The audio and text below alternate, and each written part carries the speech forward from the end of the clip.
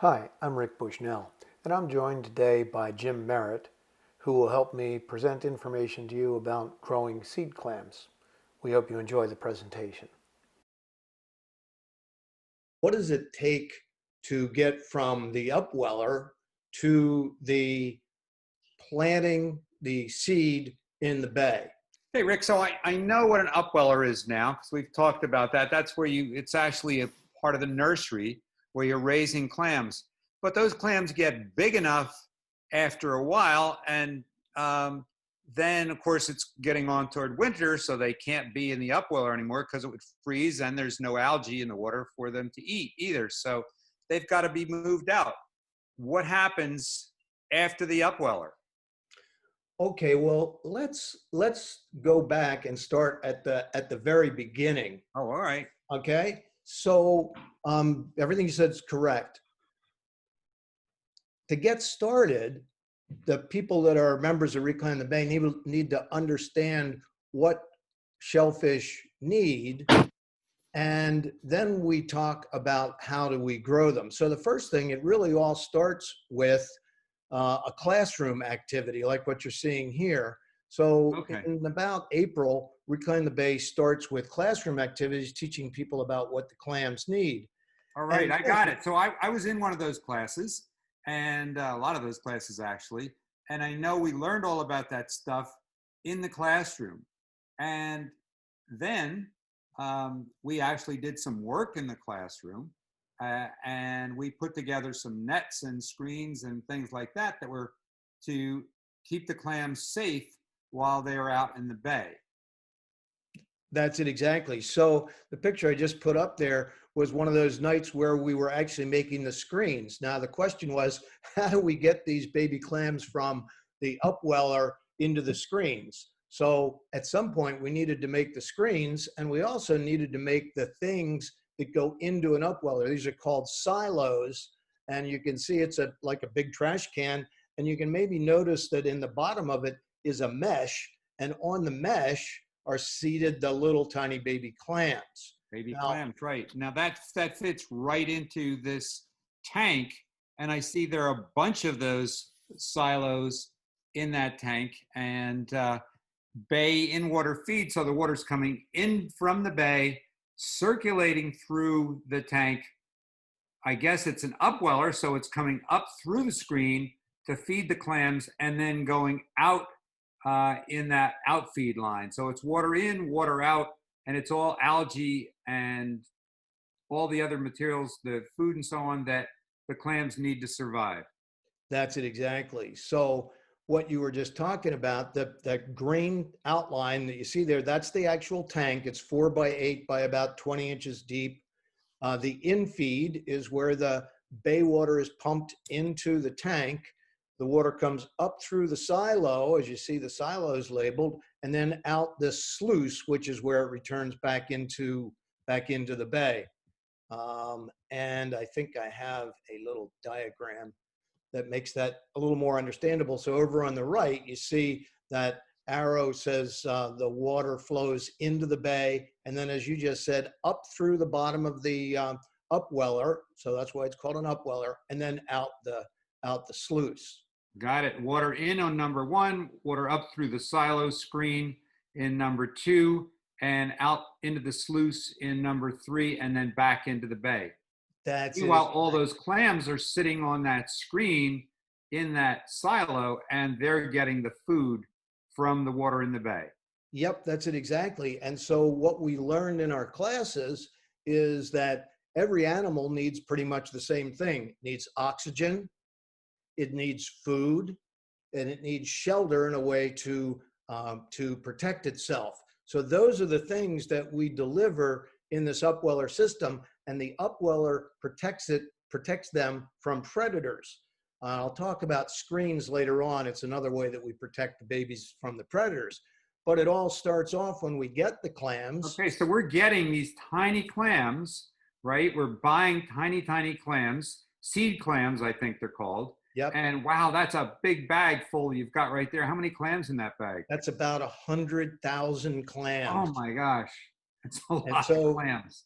So then what we do is we dump those out and we count them. What? Count 100,000 clams? Well, One by one, that's a lot of clams to count. we have a way that we do it. We separate them into piles of 10. And then those 10s, we have 10 piles of 10, so that's 100 clams. And we do a statistical analysis representing the same volume and do the math, and that's how we calculate how many we have. Just to give you an idea, there is a pile of 10 clams next to my finger, and there is a dime. So at that point, and they do look like little seeds, so that's why they're called seed clams. Okay, here's a little close-up. Yeah, really tiny. So those are piles of 10. That wasn't one clam each. That's a pile of 10 clams that would easily fit onto a dime. That's amazing. How big are those in millimeters? About 2 millimeters. About 2 Wow, millimeters. tiny, tiny. Half the size of a grain of rice. Yep, Amazing. yep, that's it. So then this is what they look like. Again, a little different shot of the seed clams in the bottom of the silo. So that silo goes into the tank that we were just talking about. How Now, many clams do you think are on that screen right there? that'd be about 20,000. Wow, that's a lot of clams. Yeah. And they're all sitting on that screen. The water's coming up through the screen from the bottom, flowing up through there. It's giving them food, and then that water's flowing out the top. Yep. Amazing. Exactly.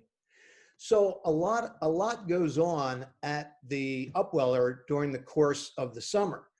One of the important things is we want to collect the statistical data so that we know how the clams are growing, and we get certain elements of information. One of the things we want to know about is the salinity of the water, and we use this device called a refractometer. Refractometer is a simple device, no batteries involved. It just uses light refraction. You may remember from high school physics, when light goes from one medium to another medium, it bends a little bit, and a prism is used. So that's the refraction part. I remember that. Okay, so we know how that works, and there's an eyepiece that we hold up to the light with a drop of water on it, and the prism separates the light a certain way that it's bent, so that tells us what the salinity is of the water. Now, I know the ocean water is 35 parts per thousand. Do clams go in that really, really salty water like the ocean? Yes, they have a pretty wide latitude. We have these upwellers close to the inlets where the water is closer to that 35 parts per thousand. That's the way we measure salinity. So imagine that you had a jar with 1,000 marbles in it. They were all white marbles and one was blue. That blue one might represent the salt. So that would be 1 per 1,000. So in our what we're generally talking about is around 28, 29 parts per 1,000 for salinity, and clams. Let me be clear. So that's not percentage, that's parts per 1,000. Parts per 1,000. That's like 15 parts per 1,000. Okay. So they can survive in a lot less salty water than the ocean. That's why clams live in an estuary, a mix of fresh and salt water, rather than out in the ocean, or at least the particular kind of clam that we raise, the hard shell clam. We'll get in this talk, we're not going to spend too much time on oysters, but oysters are even more tolerant of lower salinity. And in fact, some parts of that are good for their health. We can get into that another time. The other thing we measure is their overall size. So we're going to measure their growth in volume. So we start off with a particular volume. All the clams, call it biomass, occupy a certain space, and we measured that, how much space they keep taking up, and that's how we can monitor their growth. We also have sort of a beauty contest here to see how big is the biggest clam. They're individuals, they grow at different rates, so some are growing faster than others. We just will look at the biggest clam, and so as I say, it's kind of a beauty contest between the different upwellers. And as I said, we have upwellers all around the bay, about 8 to 10 of them, depending on the year. So you have these nurseries spread all around the bay. They're all growing clams, and people are sort of not competing, but trying to raise their clams the best they can by keeping them in those silos. And then as they're growing, you're measuring them to see how big they can get. Can you tell how big that one is? Looks like a sort of a micrometer kind of thing you've got there. Yeah, we're using a micrometer, and although you can't quite read it, I can, and it's around 18 to 20 millimeters. So it's grown from 2 to 20 millimeters. How long did it take to do that? The entire summer. Wow. And not all upwellers grow at the same rate. And that has to do with the amount of food that's in the water, and a lot to do with the temperature of the water as well. So this is the very interesting thing about what Reclaim the Bay does. Since we have these upwellers around the bay, all the way from the south part of Long Beach Island, Beach Haven, all the way up to Manahawkin Yacht Club, we have empirical data from all the way around the bay, and you can see a significant difference in growth rates, which is related to salinity, temperature, and availability of food. So I mentioned temperature. The other thing that we do is we have thermometers that we put in the water, and we then keep track of all of those elements of information: the temperature, the salinity, and the volume, and the largest clam. And it's kind of a fun thing. It's one of the things that the members do at the upwellers. This is one where we're getting ready to measure the volume. Looks like some kids there. Oh, there's a woman. So there's people that are hanging out watching while you're doing this. Yeah, and that's a real major part of the endeavor. Yeah, so if you notice, he's got a pretty large cup here. We also have these graduated scales, and that's what goes on at an upweller. If you notice on the table here is a screen next to this measuring device, and we'll use that screen to sieve out the larger clams from the smaller clams. So we keep putting larger with larger and smaller with smaller. It's kind of like having brothers and sisters at the table. You don't want the big kids getting all the food. You got to save something for the little guys. That's it, exactly. So some more kids, and we let the kids touch the clams. Something else that's really interesting is, since that upweller only lets a certain amount, only lets the water flow through the screens at the bottom of the silo, when we drain the tank, we find a lot of other little animals in there. That's a little tropical fish that probably rode up the Gulf Stream, got blown in Barnegat Inlet, and wound up in the upweller. We got other little fish. That is so cool. I've seen those in the Keys. That's a butterfly fish. That's very cool. And then some of these various worms, tube worms, and one thing or another. So there's a lot of stuff that goes on in the upweller. But we're mainly there to grow animals. Now, just to give you an idea, so we have that dime. Remember how we could put probably 30 of those stacks of 10 clams on a dime.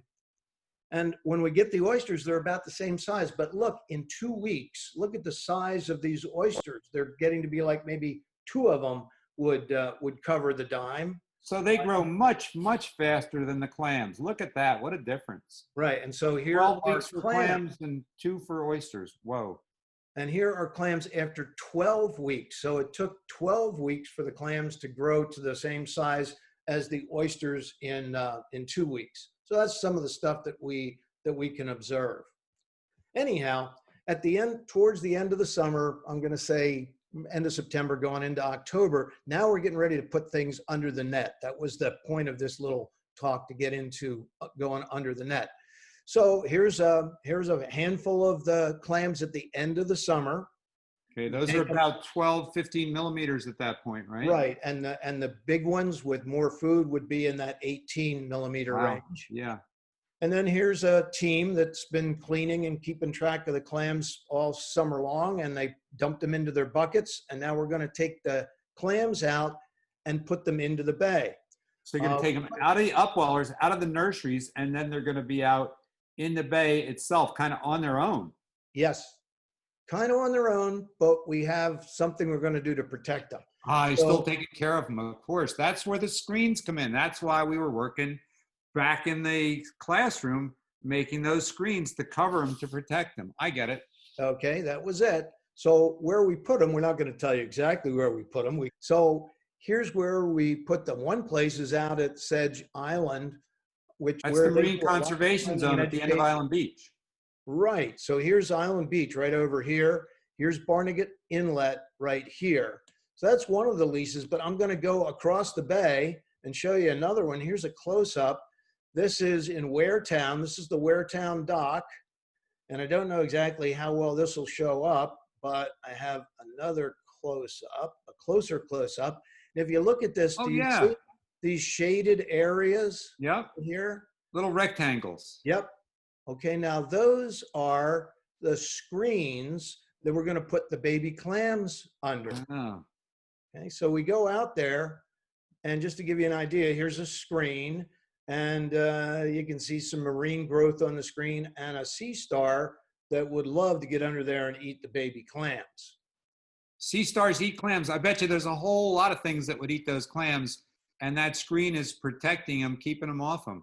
Right, and another session that we'll want to do is about clam and oyster predators. Anyhow, so the first thing that we need to do is, we've been doing this for a number of years, so we're going to go out there and we're going to pull up the screens from last year, and we're going to take up the clams that are underneath there. So we use various rakes, and here's the size of the clams that have been under the screen for a whole year now. So you see, they're under there for a year, and they've grown from somewhere between 10 and 18 millimeters to that size. It looks like they're pretty big. Are those legal size clams? They're right on the edge. A legal clam has to be 1.5 inches in the long dimension, not thickness, but in the long dimension. Okay. So these are some of the guys raking up the clams. We put them in the pans. Then we take the pans ashore, and we're going to sort them out, because look at the different sizes. Now, again, they're individuals. Remember when they were in the Upweller, there were some that were smaller and some that were larger. Yeah. Here are some of the different sizes that we pulled up from under the screen, and our volunteers sort them out, and you never know what you're going to find under a screen. Look at this. What's that? I would say that's monster from something. Big vertebrae there. Skeleton of something, huh? Wow. So I saw there was a little white line on the edge of those clams. Is that where they've grown? Is that the growth that they've accumulated under that net?